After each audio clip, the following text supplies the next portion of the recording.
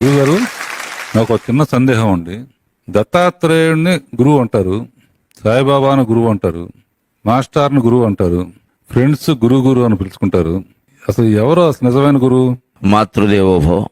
గురు శబ్దానికి మన సంప్రదాయంలో చాలా విశిష్టమైన అర్థం ఉంది. అసలైన గురువు ఎవరు జీవితంలో అంటే ఆత్మే గురువు.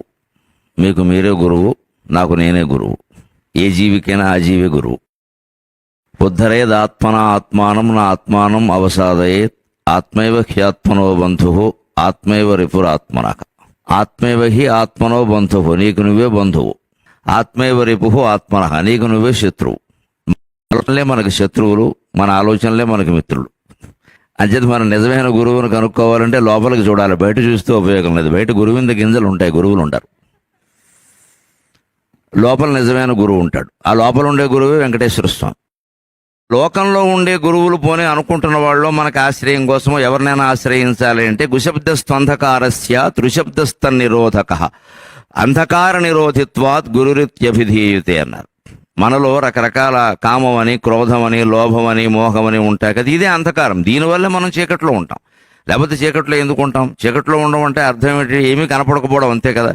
ఓ కామావేశానికి లోనైన వాడికి ఇంకేం కనపడదు. ఓ క్రోధావేశానికి లోనైన వాడికి ఏమీ కనపడదు. ఏముంటే అది బదులు కొట్టేస్తాడు. ఓ మోహావేశానికి లోనైనా అంతే, ఓ స్వార్థానికి లోనైనా అంతే. నా ఇష్టం అంతే, నా స్వార్థం నాకు కలిసి వస్తుంది అంటాడు. అంటే ఆ ఒక్క విషయము తప్ప ఇంకేమీ కనపడట్లేదు ఉంటే చీకట్లో ఉన్నట్టే. దాని నుంచి బయటపడాలి అంటే ఎవరు అంధకారం నుంచి బయటపడేస్తారు?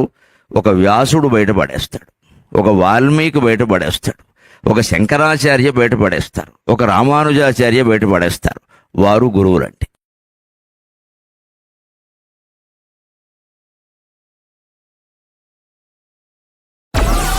Download Moj.